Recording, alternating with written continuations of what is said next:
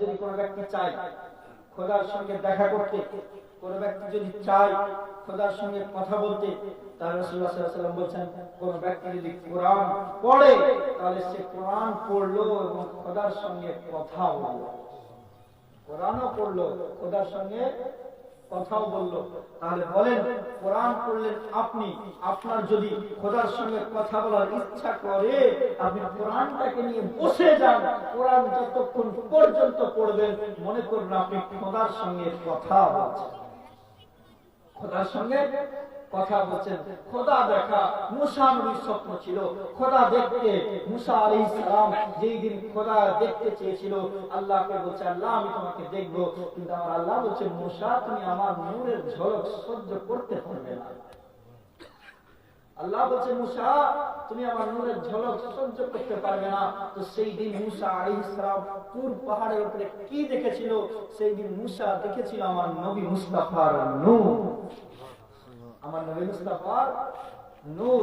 আজ যারা বলে নবী আমার মতো মানুষ, আমি বলি আরে গাধা তুমি নিজের বাপের মতো হতে পারবে না। বলেন কেন?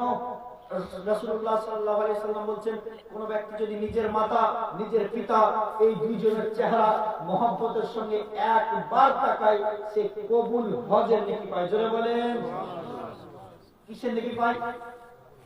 কবুল হজের নেকি পায়। বলেন আপনি 4 লাখ 5 লাখ টাকা খরচ করে হজে গেলেন, আপনার হজ কবুল হয়েছে কিনা কেউ গ্যারান্টি দিতে পারবে না, কিন্তু আপনার নবী গ্যারান্টি দিচ্ছে যে নিজের বাপের চেহারা মায়ের চেহারা একবার দেখলো সে যেন একটি কবুল হজের সমান স্বভাব। বলেন আর আপনি যদি আপনার চেহারা আয়নাতে 50 বার দেখেন কোন স্বভাব পাওয়া যাবে না। আপনি যখন হতে পারলেন না নিজের বাপের মতো, রাসূলের পাকের মতো করে হবে। আল্লাহ বলছেন আমি আদমকে তৈরি করেছি শীষ আলাইহিস সালামের মতো করে নয়, শীষ আলাইহিস সালামকে তৈরি করেছি ইব্রাহিম আলাইহিস সালামের মতো করে নয়, ইব্রাহিম আলাইহিস সালামকে তৈরি করেছি ইসমাঈল আলাইহিস সালামের মতো করে নয়, ইসমাঈল আলাইহিস সালামকে তৈরি করেছি ঈসা আলাইহিস সালামের মতো করে নয়।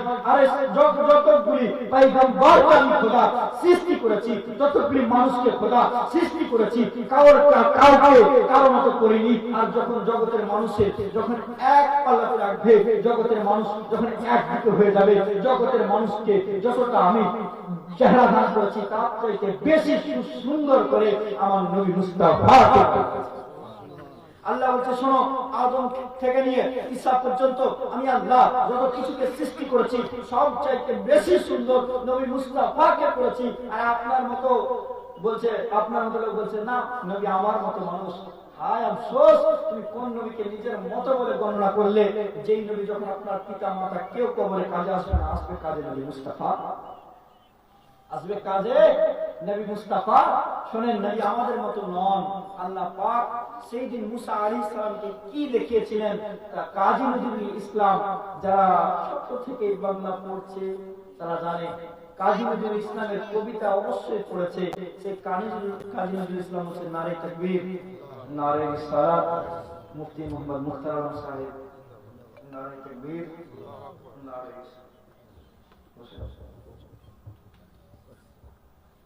তো সেই দিন মুসা আলাইহিস সালাম কি দেখেছিল? তো কাজী নজরুল ইসলাম বলছেন হলো ধন্য ধারা মোর নবীর নূরে, যে নূর দেখেছিল মুসা গাহেতে। বলছে শোনো দুনিয়া উজালা হয়ে গেল কার নূরে? নবী মুস্তাফার নূরে। কোন নূর? যেই নূর দেখেছিল হযরত মুসা আলাইহিস সালাম তুর পাহাড়ে, যে নূর দেখেছিল মুসা আলাইহিস সালাম তুর পাহাড়ে। আজ যারা দুনিয়ার বুকে কিছু মানুষ আবার বলছে যারা নবীকে নূরের তৈরি বললো তারা নবীর তাওহীন করলো। বলছে কেন? বলে হযরত আদম আলাইহিস সালামকে আল্লাহ যখন সৃষ্টি করলেন, সৃষ্টি করার পরে হযরত আদম আলাইহিস সালামকে আল্লাহ ফেরেশতাদের সাজদার অর্ডার দিলেন, ফেরেশতাদেরকে সাজদার অর্ডার দিলেন। আদম আলাইহিস সালাম কিসের তৈরি? মাটির তৈরি। ফেরেশতা কিসের তৈরি? নূরের তৈরি। নূরের ফেরেশতা মাটির আদমকে সাজদা করেছে, তাই নূরের চাইতে মাটির দাম বেশি। আমি বলি হায় রে গাধা, পড়ার মতো যদি তোর চোখ থাকতো তাহলে এই কথা জীবনে কোনোদিন বলতি না। শুনে যান, সেই দিন আদম আলাইহিস সালামকে নূরের ফেরেশতা সাজদা করেছিল কেন?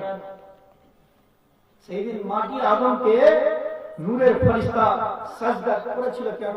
তাফসীরে কবির 6 নম্বর খণ্ড 180 পৃষ্ঠার মধ্যে, তাফসীরে রুহুল বায়ান 3 নম্বর খণ্ড 651 পৃষ্ঠার মধ্যে, এবং তাফসীরে মাযহারি 5ম খণ্ড 163 পৃষ্ঠার মধ্যে সকল মুফাসসিরগণ লিখছেন সেই দিন আদম আলাইহিস সালামকে ফেরেশতারা সাজদা করেছিল। কারণ ছিল একটাই, সেদিন আদমের পেশানিতে নূরে মুহাম্মাদি ছিল।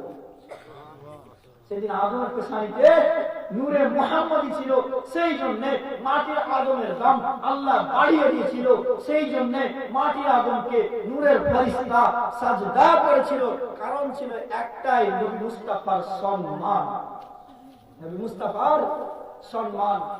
এ মুসলমান, আল্লাহ পাক রব্বুল আলামিন আমাদেরকে দুনিয়ার বুকে পাঠিয়েছেন। আর সব চাইতে এখন যেটা চলছে, নবী মুস্তাফাকে ইলমে গায়ব ছিল কিনা, নবীকে ইলমে গায়ব ছিল কিনা।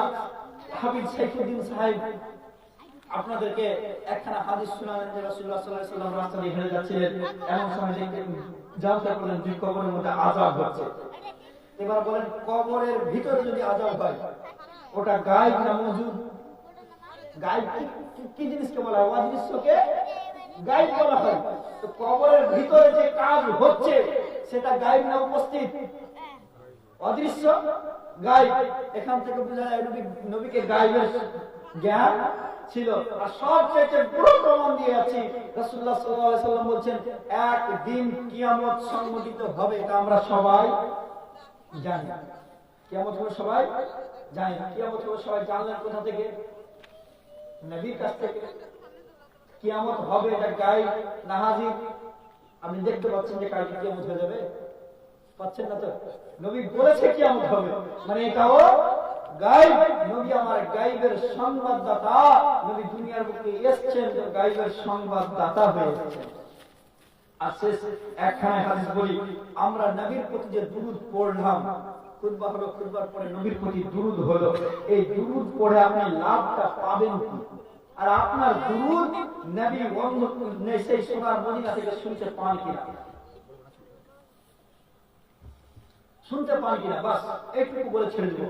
আল্লাহ পাক রব্বুল আলামিন কোরআন শরীফের মধ্যে বলছেন, হে আমার নবী ইব্রাহিম, তুমি আমার ঘর কাবাকে নির্মাণ করো। কাকে? হযরত ইব্রাহিম আলাইহিস সালাম। হযরত ইব্রাহিম আলাইহিস সালাম আল্লাহর ঘর কাবাকে নির্মাণ করলেন। আল্লাহর ঘর কাবাকে নির্মাণ করার পরে আল্লাহ পাককে বলছেন, আল্লাহ তোমার ঘর কাবাকে আমি নির্মাণ করে দিয়েছি, এবার কি করব? আমার আল্লাহ বলছেন, তুমি জগতের মানুষকে ডাক দাও আমার কাবা জিয়ারতের জন্য। আমার কাবা জিয়ারতের জন্য জগতের মানুষকে ডাক দাও। হযরত ইব্রাহিম আলাইহিস সালাম সেই আল্লাহ পাকের দরবারে বলছে, আল্লাহ আমি তো কোনো মাইকের সামনে নেই, কোনো মাল্টিমিডিয়ার সামনে নেই, আমার আওয়াজ এভরি টাইম সারা পৃথিবীতে পৌঁছাবে কি করে?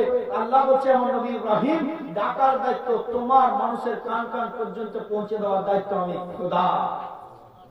সেই দিন ইব্রাহিমের ডাক শুনেছিল কে কে?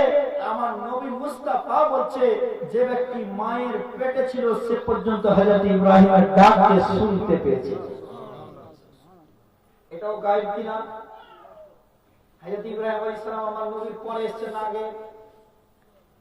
কথা বলেন না, পরে এসেছেন না আগে? আগে এসেছেন। এবার আপনি যদি বলতে পারেন, আপনি নিজের বাবার নাম বলতে পারবেন, দাদুর নাম বলতে পারবেন, সবচাইতে বেশি হলে পরদাদুর নাম বলতে পারবে, তার বাপের নাম বলা যাবে না। কিন্তু আমার নবী মুস্তাফা গায়বের সংবাদদাতা নবী বলছেন, শোনো, সেই দিন হযরত ইব্রাহিম আলাইহিস সালাম আবু কুবাইব পাহাড়ের চূড়ায় দাঁড়িয়ে যে ডাক দিয়েছিল, সে ডাক শুনেছিল কে কে?